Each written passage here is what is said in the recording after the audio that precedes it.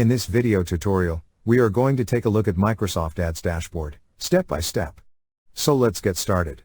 So once you log into your Microsoft Ads account, this is how your dashboard will look like. First, you have an overview about performance with spend, clicks, conversions and impressions.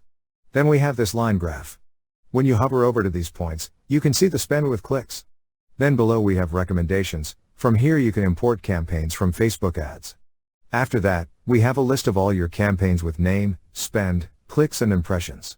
Below that, we have top changes for campaigns. Then we have keyword stats, then what people search section to add them or exclude. Below we have device-wise stats for clicks, impressions and spend. Next we have competitions and how they are performing. You can go to competition tab from that button. On left we have all these options which you could collapse from here. Click on it and they will disappear. Click back to expand it. Here we also have a list of all the campaigns with their statuses paused or enabled. Then we have more options like overview and all these options. On top, we have import, merchant center, reports, tools, help, notifications. So this is how the Microsoft Ads dashboard will look like. Thank you for watching. Please proceed to Chapter 3. Campaign Home Overview.